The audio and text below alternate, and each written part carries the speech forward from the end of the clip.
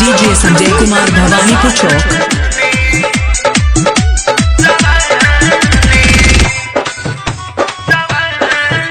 Music by Rishi Raj RRT। पहिला इशारा खाली करता रोज हो मौका मिली जोहिया करब घर बोझ हो कोई कोई कहो पहिला इशारा खाली करता रोज हो मौका मिली जोहिया करब घर बोझ फिर रहत कभी हम न मानी यार मुने मता में यार मुने मता में यार मुने मता में बोलई हो मावन बदम जवानी यार मुने मता में डीजे संजय कुमार भवानीपुर चौक। मावन बदम जवानी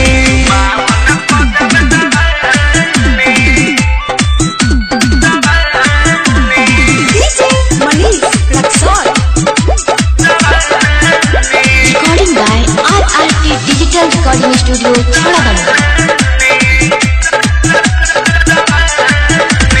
सबके हुरई हो बाप में यारू हमनी रहे के वही फेरा में धके कबाड़ी भर के पिछाड़ी लाइट बुता के अंधेरा में सबके हुरई हो बाप में यारू हमनी रहे के वही फेरा में धके कबाड़ी भर के पिछाड़ी लाइट बुता के अंधेरा में उहे काम होई सब जाई सोई दादा के तली होने वाला डीजे संजय कुमार भवानीपुर चौक।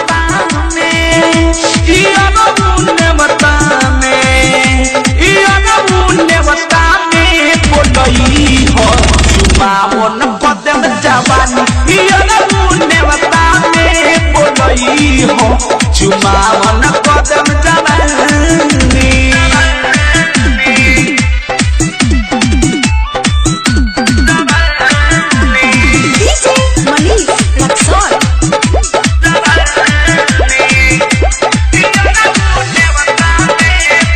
डीजे संजय कुमार भवानीपुर चौक।